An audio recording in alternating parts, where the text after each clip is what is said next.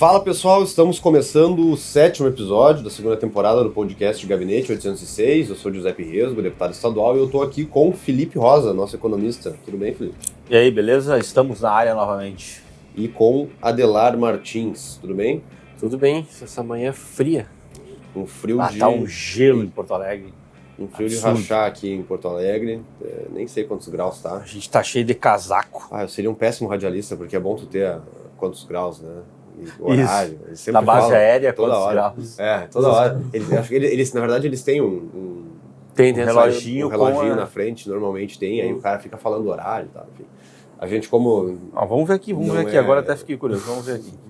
Vou pegar o tempo aqui. Ó. Enquanto o Felipe pega ali a temperatura em Porto Alegre, nessa manhã fria de junho, nós vamos tratar hoje de alguns temas, como sempre, aqui da Assembleia Legislativa, que o nosso gabinete se envolveu. Não à toa, o nome do podcast é Gabinete 806, né? A ideia sempre foi essa, trazer assuntos da Assembleia, enfim. Se a pessoa não gosta de política e não quer saber assuntos da Assembleia, ela nem vai estar ouvindo esse podcast. Então, Ou desliga já agora. a gente trata de assuntos Não. da Assembleia mesmo, tá? Então, a gente vai falar hoje sobre alguns boatos aí de que vai vir novamente uma reforma tributária, com muitas aspas, né? Quem está nos assistindo aí pela gravação do YouTube, muitas aspas na reforma tributária. Sobre o homeschooling, que nós conseguimos aprovar aqui na Assembleia, e também sobre a lei de diretrizes orçamentárias, teto do Odécimo, que acaba envolvendo a questão financeira e orçamentária. Quantos graus, Felipe, está em Porto 11 Alegre? graus em Porto Alegre. Nem tá tão frio assim. A informação. Mas é que tem um vento, né? Nem tá tão frio assim. Qual a informação, Adelar? A informação. Essa informação. Bom, o gaúcho mesmo, Podemos avançar. 11 graus, tu coloca uma camisetinha de manga e deu pra bola. Vamos lá, antes de mais nada, eu peço aí que me sigam nas redes sociais, no Instagram, Facebook, Twitter, YouTube. Todas as redes eu tentei colocar o mais próximo possível do meu nome ali, todas elas são Giuseppe Resgo, exceto o YouTube, que é Giuseppe Resgo Oficial, né? Porque não dava por causa do meu canal pessoal. Enfim. Inclusive, o podcast está no YouTube.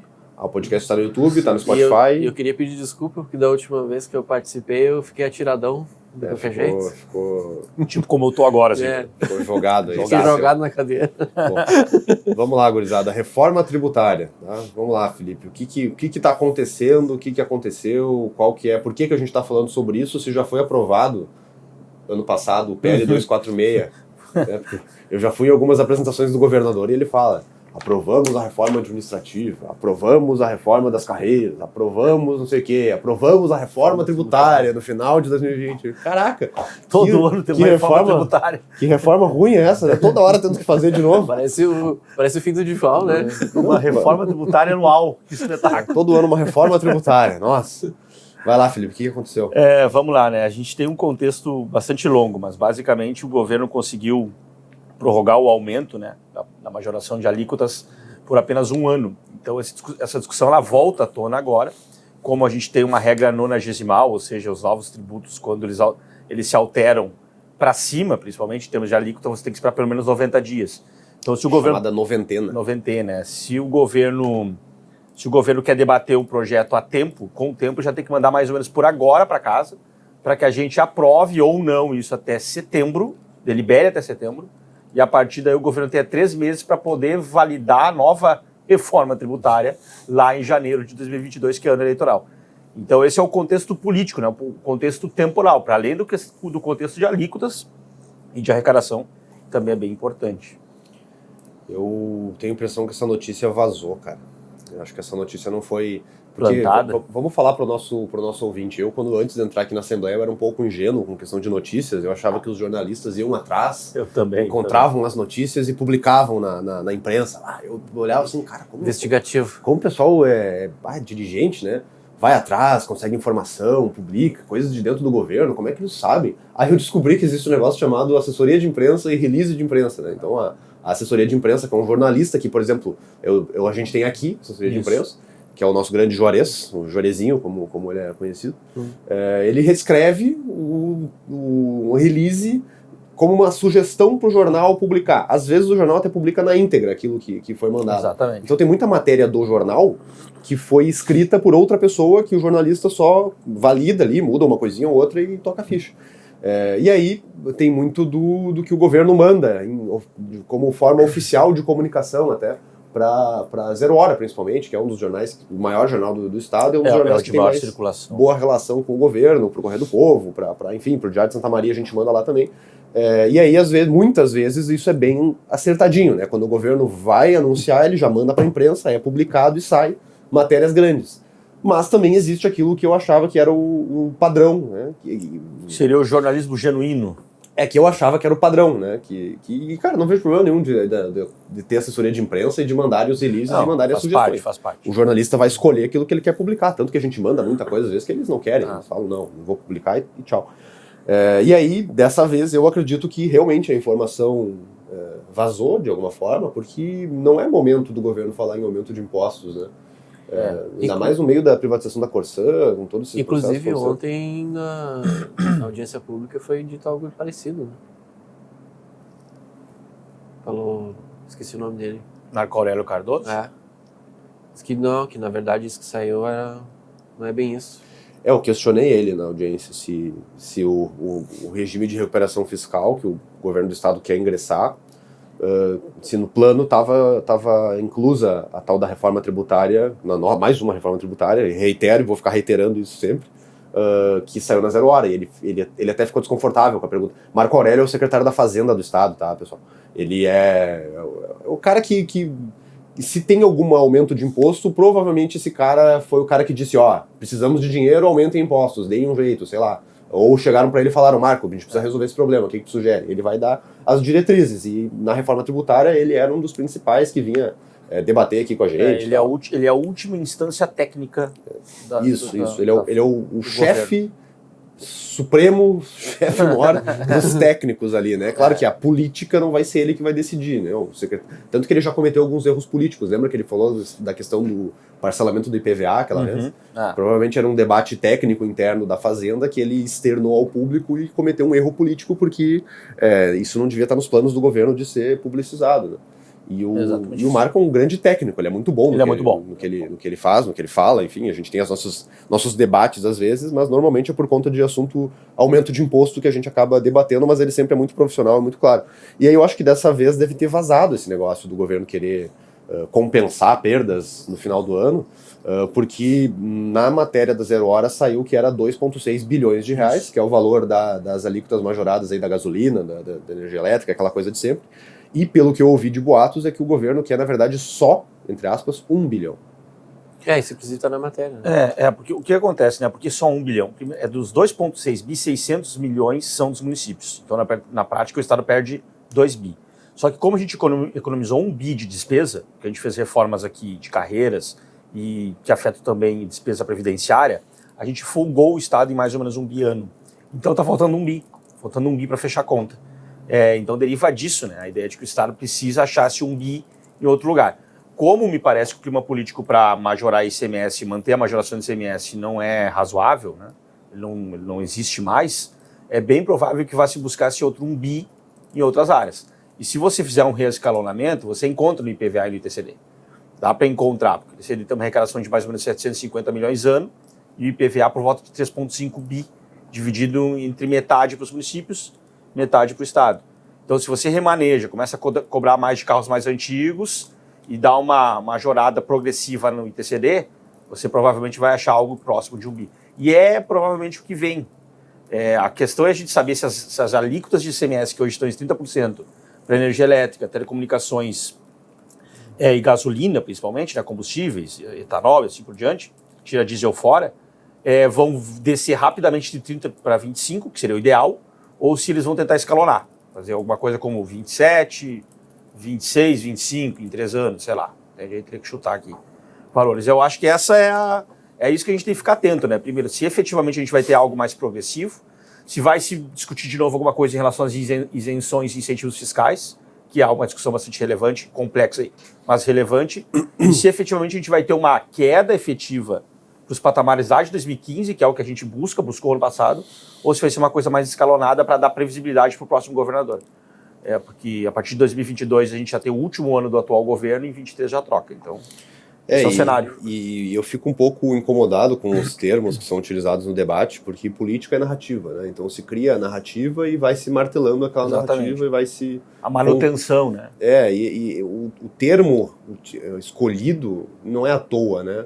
Nesse momento do Brasil, onde a gente quer reformas, a gente quer mudanças, a gente quer reestruturação, chamar um aumento de imposto de reforma tributária é muito conveniente para quem está tentando fazer esse aumento, né?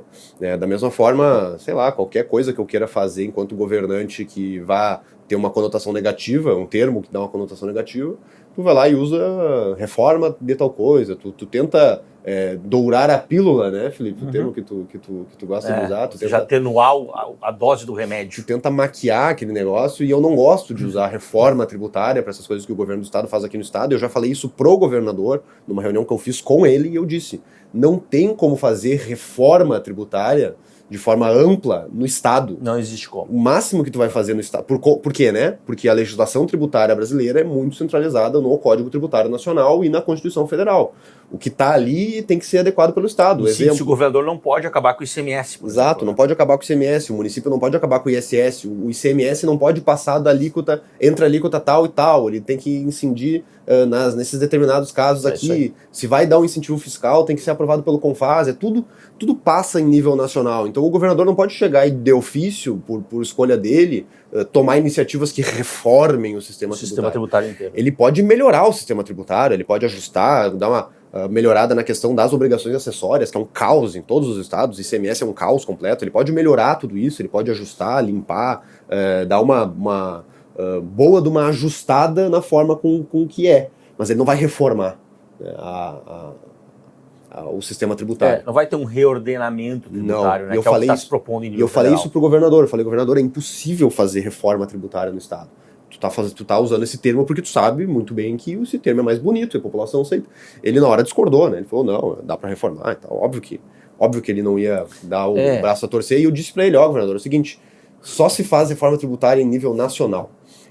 E questão de incentivo fiscal, que é dar desconto de impostos para determinado setor, etc, etc. Eu sou um cara que sou muito cético com incentivo fiscal, eu não gosto de incentivo fiscal, eu acho que é uma forma de beneficiar determinados setores e distorcer a economia e fazer com que se gere uma assimetria muito grande. No entanto, a partir do momento que esse incentivo fiscal já está instituído, já está sendo utilizado e já está acontecendo há anos, não dá para tirar ele unilateralmente no Estado sem achar que isso não vai gerar uma consequência muito ruim para nós. Do dia para a noite, por exemplo. A retirada do incentivo fiscal tem que ser uma retirada em nível nacional e amplo, para que todos retirem ao longo do tempo, num processo que seja ao longo do tempo, né, que seja escalonado, e de uma maneira que o Rio Grande do Sul não tire unilateralmente e simplesmente perca competitividade para outros estados. Foi isso que eu disse para ele. Então, se tu for chegar e dizer, vamos tirar benefícios fiscais, isso é muito bom, e vai lá e tira unilateralmente do Rio Grande do Sul, a única coisa que vai acontecer é perder competitividade, perder empresas para outros estados, ou as empresas que estão aqui que não podem sair daqui, as atividades que não podem sair daqui, tipo pecuária, agropecuária, por exemplo, não tem como eu tirar a fazenda daqui e levar minha fazenda para outro lado. Mas a gente vai perder espaço e vai vender menos, e portanto o Estado vai se dar mal. Claro que a gente não tem que jogar incentivo fiscal também, colocar mais ainda, por isso que eu voto contra incentivos criados, mas não dá para fazer unilateralmente. Então reforma tributária é em nível nacional, não em nível estadual. Esse é o debate. Eu concordo bastante, e assim, um dos problemas que acabou nos levando até aqui deriva justamente do processo de complexidade da estrutura tributária do país. O ICMS, que é um tributo regressivo, absolutamente regressivo, complexo, foi gerando uma guerra fiscal desgraçada pela sistemática de cobrança que se dá no destino, se dá na origem, entre outros pontos, né, que foi fazendo com que a guerra fiscal fosse acelerando esse processo de competitividade entre os estados. É como se no Brasil nós tivéssemos 26 países competindo entre si. E aí, na prática, é isso, né? Você teve que, para tentar atenuar os efeitos regressivos de um tributo ruim, que é o ICMS, e concedendo para setores mais específicos alguns incentivos para ter competitividade. Só que outros estados tiveram a mesma ideia. É a tragédia dos comuns. Aí todo mundo mais ou menos tendo a mesma ideia e vai tornando o sistema cada vez mais burocrático, complexo e anticompetitividade, porque na prática um trava o outro. Então nesse contexto você vai simplesmente tirar incentivo de setores com muito encadeamento produtivo, que gera muito emprego, que encadeia muita logística, você tira a competitividade. Então, de fato, depois que você concede o incentivo, é a lógica do intervencionismo que a gente tanto fala aqui. Depois que você dá um tipo de incentivo, você gera uma distorção que você tenta retirar, vai gerar novas distorções cada vez mais complicadas. Então, não é tão simples assim, um gasto público ruim. Se você olhar, pode ser que sim, mas dentro do contexto de complexidade tributária e regressividade, faz bastante sentido sim. Então, não é tão preto no branco, né? Vamos tirar. Eu também não sou favorável a sair concedendo. Mas depois de concedido, a regra do jogo passa a ser aquela. E é complicado de você voltar 2 passos atrás, porque os outros estados não farão. Você tem que combinar com os russos. E não é a realidade nossa. Mas vamos pensar no seguinte aqui, tá? O Estado vai perder 1 bilhão, vamos pegar essa narrativa aqui. Tá? Vai perder 2,6, esse era o cálculo. Mas eles querem recuperar 1 bilhão ali. Porque, porque as contas já estão melhorando. Né? Mas lembrando que a gente já viu no passado aí que eles diziam um valor e a gente descobriu o outro depois, né? É que é uma previsão, né? Mas, ok, o Estado, digamos que vai perder mesmo esse 1 bilhão. Uhum. Se elevar o imposto, ok, as contas do Estado vão fechar no azul de novo. Mas e a conta do povo?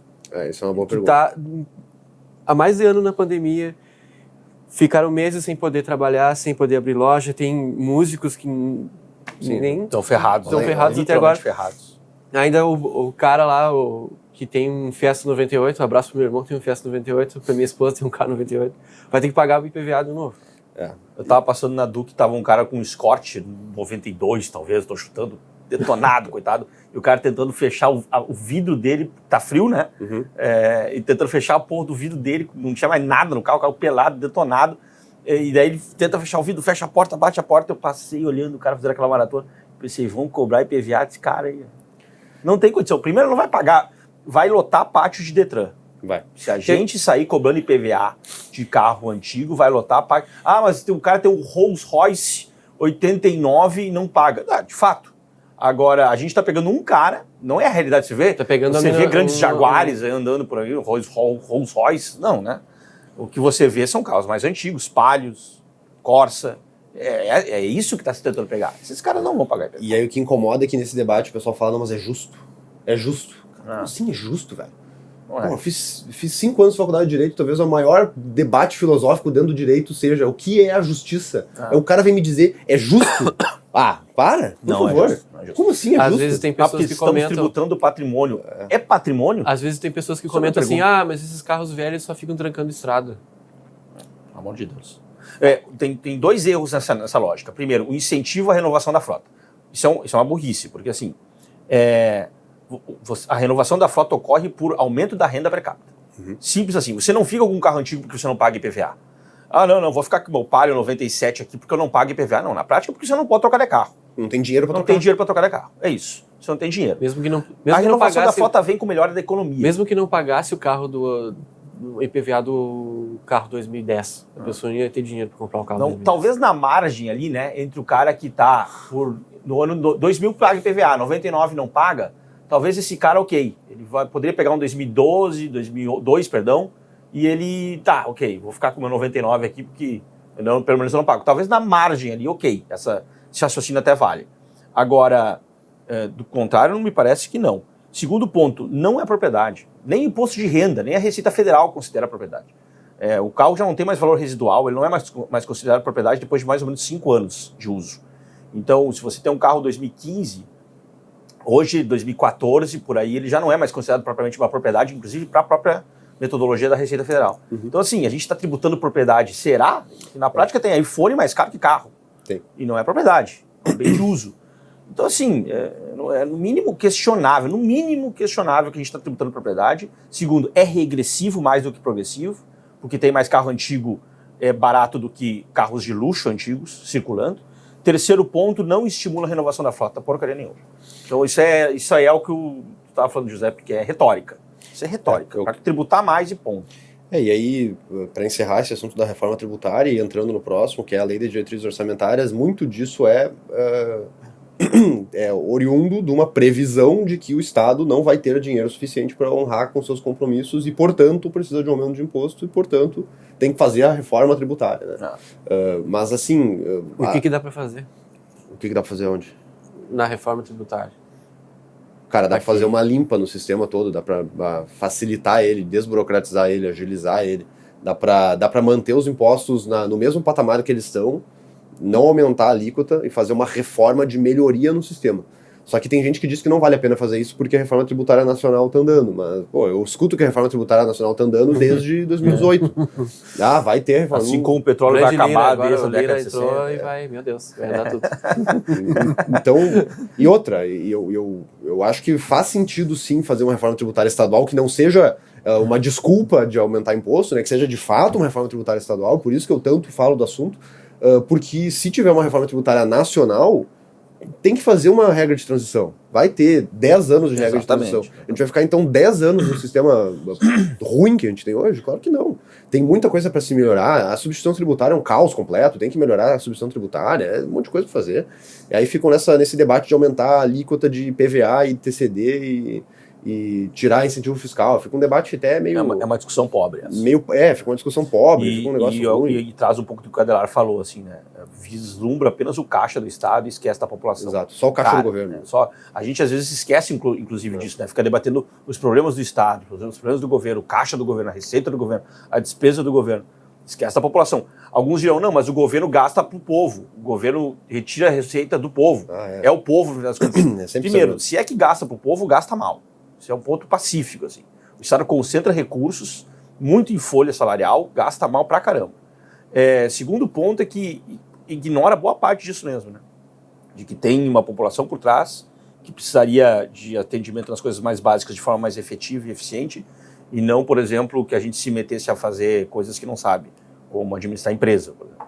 Então, assim, a gente vai ignorando, cara, que o Estado virou um fim em si mesmo, assim, não era para ser isso.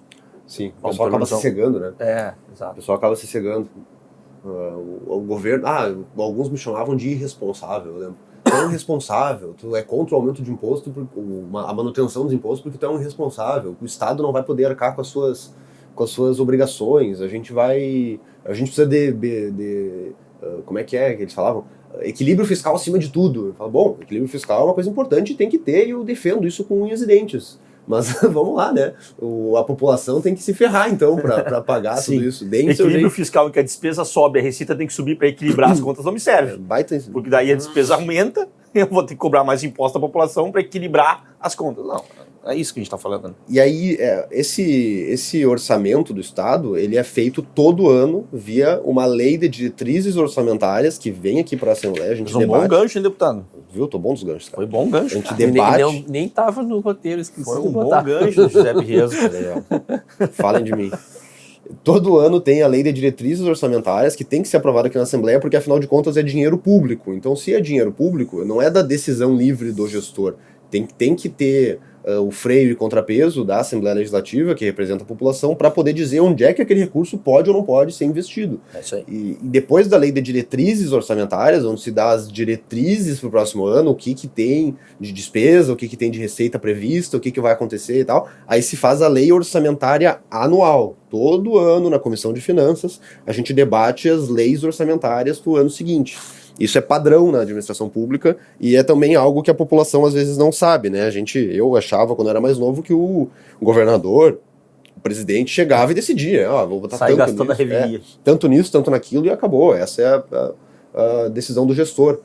Mas nem pode ser assim, nem deve ser assim, né? Porque afinal de contas o dinheiro não é dele. E é mais um dos argumentos de por que o setor público é mais travado que o privado e deve ser mais travado que o privado. É isso aí. Que o dinheiro ali não é do gestor. É diferente de uma empresa. Na minha empresa, eu decido onde eu vou colocar o dinheiro e acabou, porque o dinheiro é meu. Se eu perder, o problema é meu.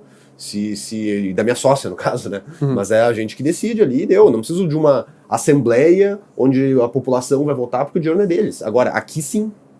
Aqui o dinheiro que eu estou debatendo e lidando é dinheiro dos outros. Então a gente tem que fazer tudo isso. E aí, na lei orçamentária do ano que vem, já tem algumas coisinhas que a gente está se incomodando, né, Felipe? Tem um negócio ali que não tá legal. Né? Não tá legal, como, por exemplo, o aumento do repasse para os outros poderes.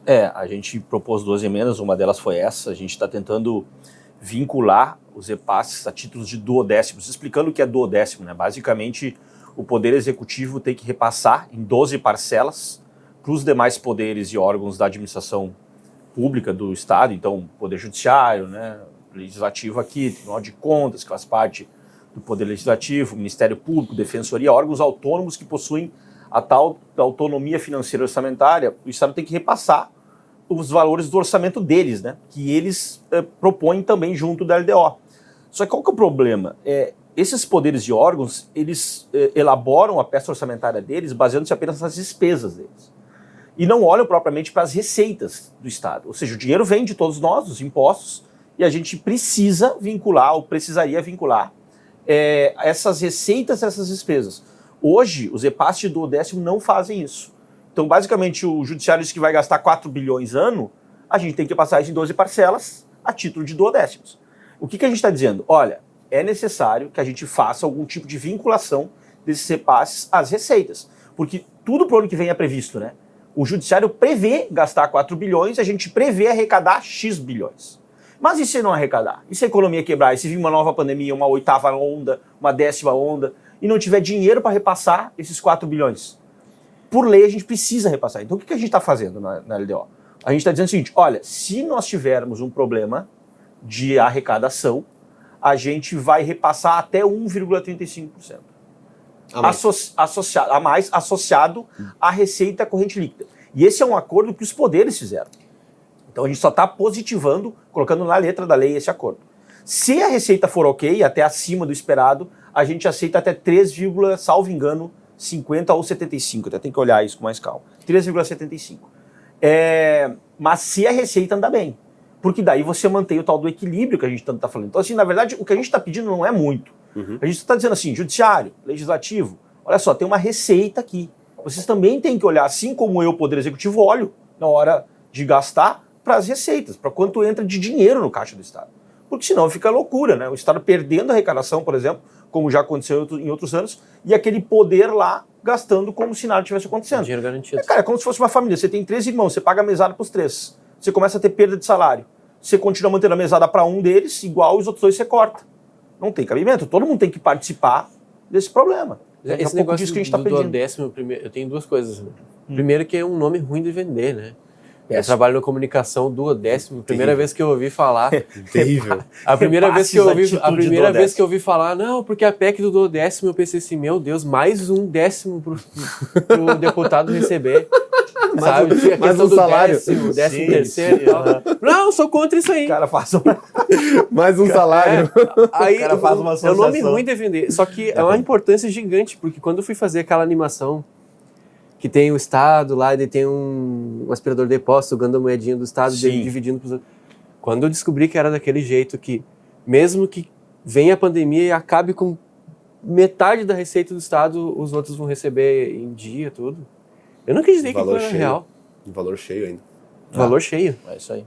Isso é muito ruim. Isso que explica, por exemplo, ajuda a explicar, não explica tudo, tá? Mas ajuda a explicar por que quando a gente atrasava salários de professores, brigadianos, dos servidores públicos do Poder Executivo, a gente não atrasava do Judiciário, do Legislativo, do Tribunal de Contas, do Ministério Público. Por quê? Porque eles têm o orçamento deles.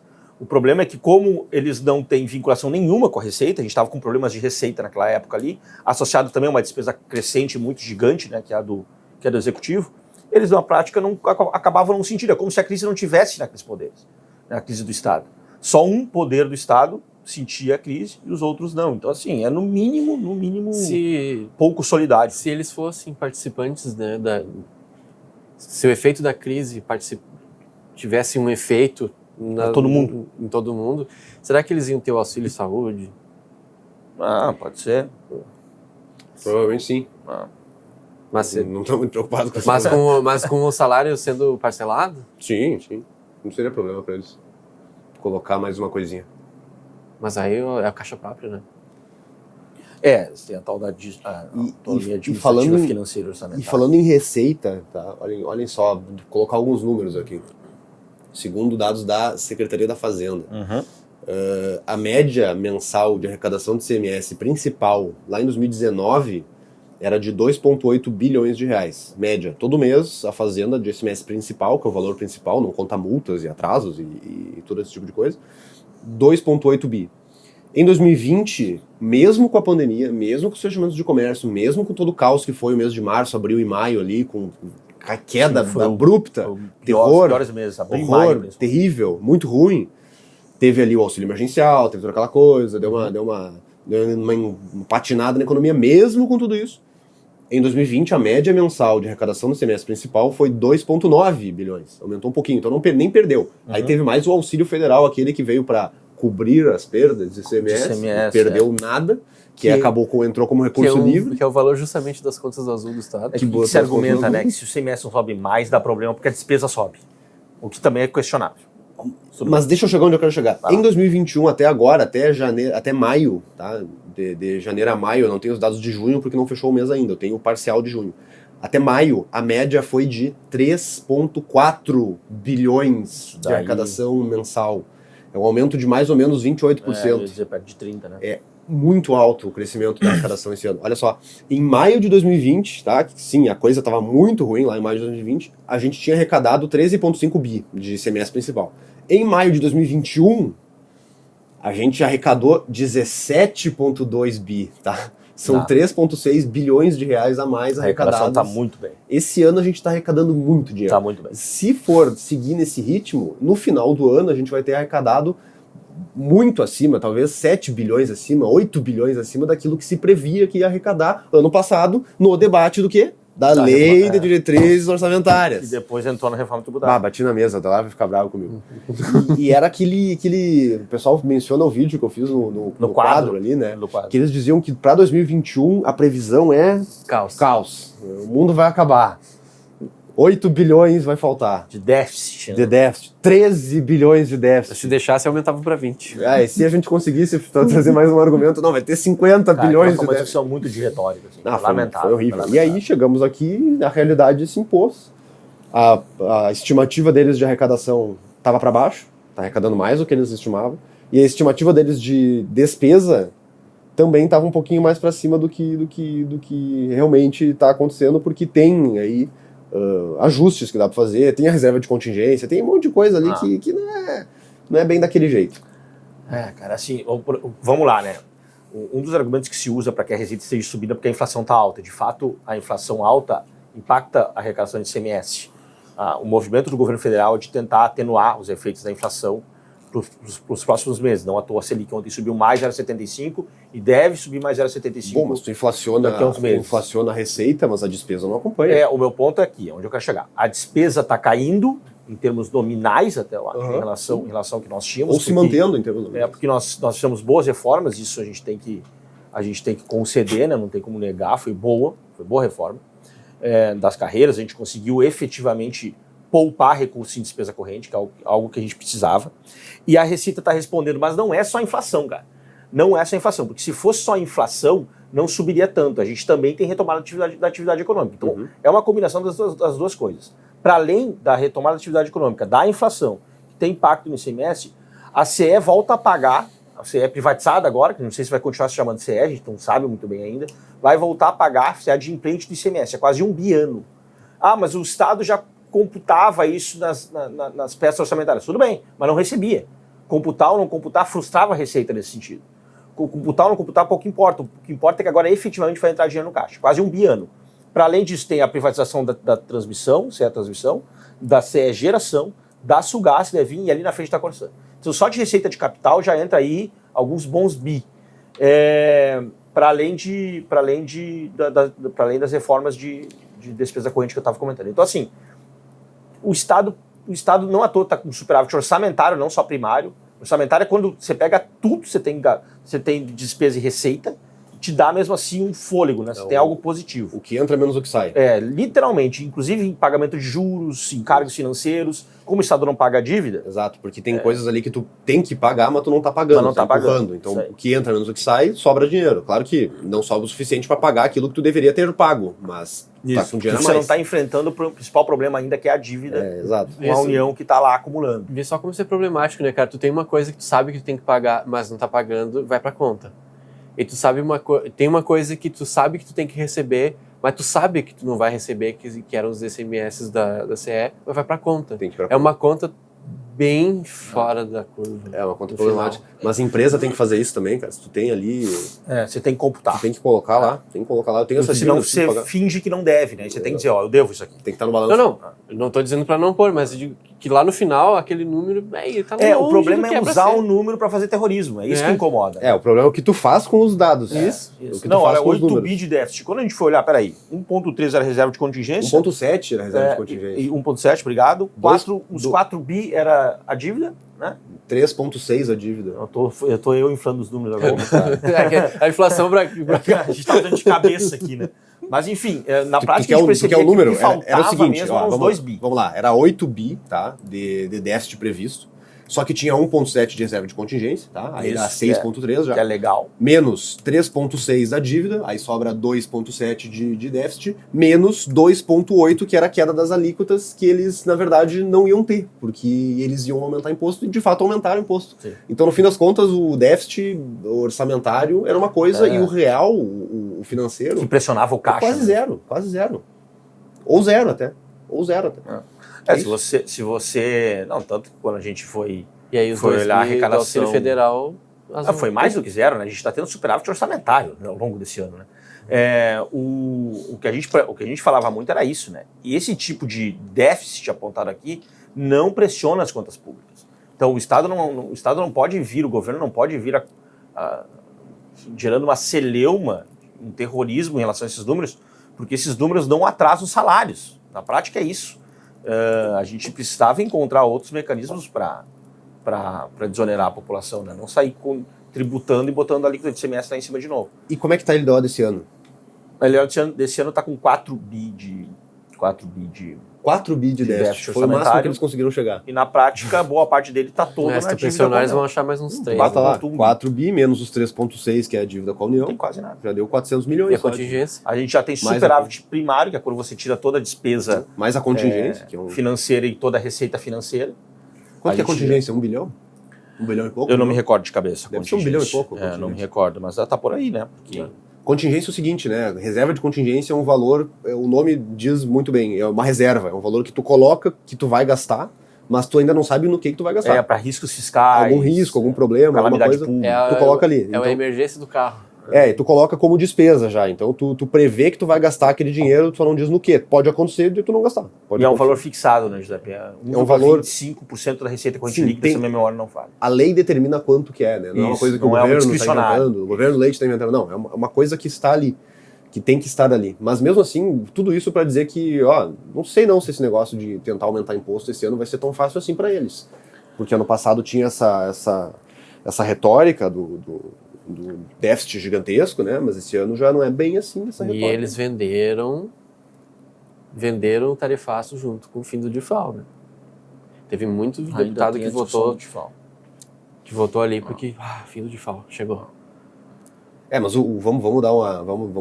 a gente já falou sobre o DIFAL, né? No Sim. podcast. Já sim. Escutem o podcast do DIFAL, que eu não sei Mas qual foi só para incluir, né? É um dos A- primeiros. Além de estar mais difícil agora, ainda já teve o fim do DIFAL, agora não tem como vender ele Foi o de novo. segundo podcast. não tem como vender ele de novo. Exato, entendi. Por questão retórica, né? Não tem como vender de novo o fim do DIFAL, exatamente. Isso é um ponto pior para eles, né? Bom, enfim, é isso. A gente vai continuar debatendo sobre esse assunto o ano inteiro, eu acho. Talvez o próximo podcast seja sobre isso de novo. Tá só começando. Querem falar de Nos aguentem. assuntos orçamentários financeiros do Estado do Rio Grande do Sul? Aqui é o lugar. Aqui é o local. A gente vai até dezembro nessa. Se quiser ouvir boas entrevistas e conversas sobre assuntos cotidianos, eu sugiro que procure aí Flow Podcast. Aí lá eles fazem. É o segundo Pega uma patrocínio. entrevista leve Um lá. abraço aí pro Flow É o Podcast. segundo patrocínio do Flow. Eu Pra escuto o família Podcast. Flow. Só que às vezes é muito grande, cara. Muito grande. Sim, 3 horas, né? Tem que mandar falar aí pro o Igor e o Monark que nos escutam. 3 horas e meia, não 4 dá. horas e meia. Não. Isso é grande, hein? É grande. Dá para as viagens para Santa Maria ali, né? Nas agendas.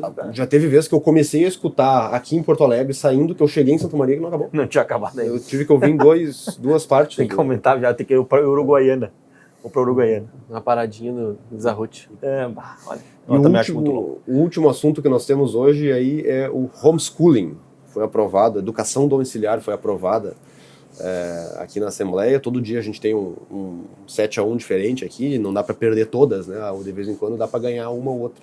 E dessa vez a gente ganhou, é um projeto do Fábio Ossman, ele que assinou o projeto, mas, claro, teve a nossa defesa forte aqui para ter essa liberdade de poder exercer o direito básico dos pais de educar os seus filhos da forma com que eles consideram melhor, até porque o filho não é propriedade do Estado, não é, o governo não pode te dizer... não é e nem deve. Nem deve te dizer se tu pode ou não pode educar teu filho de uma forma ou de outra. Isso é uma coisa absolutamente íntima, privada, que o argumento pode descambar para coisas muito ruins. Imagina no futuro, numa sociedade distópica, as pessoas terem uma situação onde é tão importante a educação dos filhos que o Estado se arroga o direito de tomar a guarda do teu filho para poder educar ele por ti, porque o certo é ter uma escola é um patrimônio da nação, né? Então, se o filho fosse um patrimônio da nação. Então o homeschooling para mim é básico. Poder educar seus filhos em casa sem necessidade de estar matriculado numa escola comum, para mim é básico. E aí a gente conseguiu aprovar isso aqui no Estado. Claro que existem algumas restrições legais, o STF exige que se tenha provas periódicas, que vá fazer uma prova lá para comprovar que a criança está realmente estudando, que não é uma mera evasão escolar, porque pode acontecer também, óbvio que pode acontecer de um pai desnaturado que pega o filho, diz que está fazendo homeschooling, na verdade não está fazendo nada. Está a criança largada lá. Está a criança largada. Então tem ok, né? Você tem que ter mecanismos de controle, tem que ter mecanismos de controle. De acompanhamento e controle. E beleza, tem isso. Então, hoje no Rio Grande do Sul, o pai que educa seu filho em casa não é mais tratado como um criminoso, ou não vai ser mais tratado como um criminoso, a partir do momento que a lei for sancionada. O projeto foi bem difícil de ser aprovado no plenário. Ontem o Fábio até porque ele se tem reuniu alguns preconceitos na pauta, né? Ontem o Fábio até se reuniu com o governador. Sim, o Fábio falou com o governador sobre a sanção do projeto. Você sabe que, assim, esse argumento a gente tem que falar, né? Porque de fato se usa.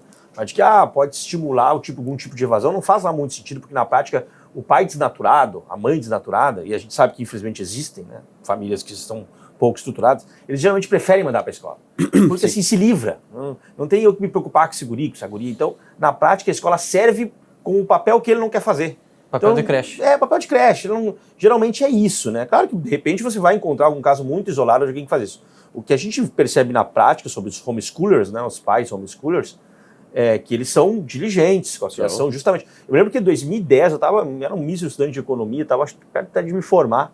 Eu vim para um seminário aqui em Porto Alegre, na época eu estava estudando lá em Santa Maria, de escola austríaca, e estava um rapaz que, salvo engano, é o primeiro a fazer homeschooler no Brasil. Ele e a esposa dando palestra no seminário de escola austríaca aqui em Porto Alegre em 2010.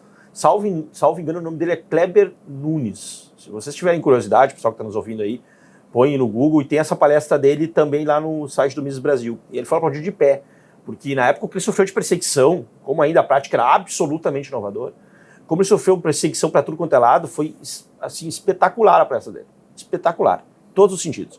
E na época eu pensava, mas deve ser uma coisa muito complexa fazer homeschooling, né? Esse cara deve ser o quê? Um PhD, a esposa dele é uma PhD, ele tem ensino médio, a esposa dele tem ensino médio, fosse formado, só que eles viajaram para os Estados Unidos, entenderam a lógica, tinham recursos financeiros, ele é empresário, e a partir dali botaram os 3 filhos em homeschool, né? A estudar em casa. E a partir dali a prática começou a crescer, a gente tem no estado do Rio Grande do Sul acho que umas 1000 famílias fazendo isso hoje, né? E eu particularmente tenho bons olhos, assim, tenho uma filha pequena agora, a Adelar também, eu tenho bons olhos, assim, a maior dificuldade na minha família em fazer é propriamente entender a sistemática e o tempo que você tem que destinar para aquilo. Sim, porque não é bagunça, não é tão simples, mas essa coisa da socialização é absolutamente contornável. E o segundo ponto, que eu acho que é fundamental, é que você precisa propriamente entender a sistemática, né? Senão fica difícil. Assim. Sim, e a gente tem uma impressão, tu falou, esse cara deve ser PhD, a gente tem a impressão que é o pai... muito erudita, né? É o pai que tem que ir lá dar aula. Não é. Eu vou dar aula de matemática para o meu filho, de física, Não, eu vou contratar uma pessoa que saiba. Não, e hoje você tem prestadores de professor. Serviço na área, né? Hoje você tem gente que presta serviço na área. Então, material didático, o mercado foi se adequando, porque a demanda foi aumentando. Então planejamento de como que vai ser feito, quais vão ser as aulas.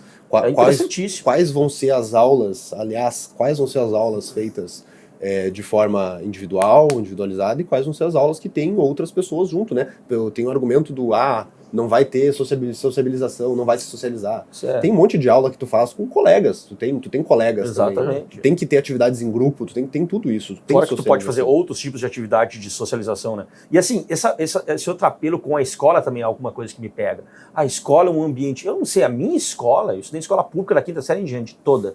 Nunca foi propriamente um ambiente de socialização muito bom, não. Tinha colega drogado, tinha uma série de problemas na minha escola. Sofreu bullying, Felipe? Eu sofri bullying pra cacete. Eu tinha bigode com 5 anos de idade. Né? Aí a pessoa sofre muito bullying, né? Cara, eu estudei no... Eles me chamavam de lobisomem, eu entrava na sala, o pessoal Eu uivava. estudei lá no... Já me contou essa história. O pessoal Estudei lá uivava. no bairro do Valdeci Oliveira, lá no CIEP Paulo Lauda. Da primeira série ao terceiro ano. Na Teneves. Cara, na Teneves. É o samba do crioulo doido, Mas cara. tu tá louco. Mas escolas públicas... Então, assim, essa coisa de botar 40 alunos numa sala de aula com 40. o professor cansado, numa sala bege, por Com 5 42 horas, graus. com 42 graus, com um ventiladorzinho, por 5 horas, com o professor que não tá ganhando atrasado, Sim, ganhando pouco. com dificuldade. desmotivado, já antigo, né? Porque ele já tá com 50 e tantos anos, 60, com criança pequena. O professor muitas vezes desrespeitado na sala de aula, Sim. muitas vezes, olha, tem professor aí que sofre, cara. Eu não sei se esse modelo é o mais adequado, entende? Não à toa a gente sabe o que está acontecendo com a Eu educação de matei a base. aula no pra Brasil. jogar play, não foi fácil. É isso aí. Bom, enfim, e foi aprovado aqui na Assembleia. A gente espera que o governador sancione e que passe a ser uma atividade que não seja criminosa, né? Ninguém vai ser Pelo obrigado. menos isso. Ninguém vai ser obrigado a fazer. Olha, se eu fosse apostar, eu apostaria que dificilmente vai ser uma coisa comum. É muito incomum isso O acontecer. Sérgio Turra votou e disse que não ia fazer, né? Cara, sendo sincero, eu, Giuseppe, eu não sei se eu faria. Não sei se eu Não, faria. mas eu achei interessante assim, ó. Eu não vou Hoje fazer. eu tendo a também não fazer, mas não descarto. Achei a ideia. interessante o que foi dito, porque ele disse assim, eu não vou fazer isso. Mas não é obrigado, quem quiser vai fazer. E nos Estados Unidos é autorizado, em vários outros países é autorizado, e não é algo comum. Nos Estados Unidos existe homeschooling, tu pode fazer, mas a imensa maioria, a gritante maioria, coloca os filhos numa escola comum, porque quer, porque acha melhor, porque prefere, tudo bem. Esse é o... É isso a liberdade. Esse é o legal do Com negócio. responsabilidade. Faz se tu quiser. Se tu não quiser, não precisa fazer. É igual faculdade. Tu não precisa fazer faculdade, não é obrigado a fazer faculdade. Tu é obrigado, quando tu é mais novo, a estar matriculado na escola, hoje no Brasil, né? Tu é obrigado a estar matriculado na escola. Tu tem que estar ali. Agora, faculdade tu não é obrigado. Imagina num futuro onde, não, é obrigação tu estar matriculado na faculdade. Não dá, Interessante sabe? a Não liberdade, pode né? Tu faz o que tu quer. Uma última coisa que eu acho que talvez também seja interessante comentar, porque tem muito mito por trás, né? Essa coisa da escola ser gerida, fornecida, ofertada pelo Estado, o Estado ser o grande guardião da educação de base do país, também é uma inovação recente. A gente tem a ideia de que o Estado sempre fez isso. Sim. Não, a vida toda. Não, na verdade, isso é uma inovação recente dos Estados modernos do pós-capitalismo. Na prática, antes, o estudo das crianças, a formação das pessoas se dava no âmbito da família e da igreja. A igreja tinha um papel fundamental nesse processo, justamente porque o Estado não era sequer organizado para fazê-lo. Então, assim, não, mas é um caos. Então, na verdade, a gente chegou até aqui na base do caos, porque essa é uma inovação de 100 e alguma coisa de anos. Um século e meio a 2 no máximo, e eu estou falando de países desenvolvidos. Então, assim, é no mínimo questionável que o Estado tem um papel tão fundamental assim na educação de base. Tem um livro eu tive a honra de participar da banca de dissertação dele. Acho que o nome do rapaz é Marcos Ricardo, e eu estou esquecendo o sobrenome dele, então de pouco adianta dizer aqui o livro, né? Mas o nome do livro é Vouchers de Educação Domiciliar. Então, se você botar vouchers vouchers para educação domiciliar, você vai encontrar o livro dele. Vale muito a pena porque o livro é muito bom, ele também mais ou menos trata desse assunto sobre a evolução do ensino dos países. Vale a pena, é uma boa indicação de leitura.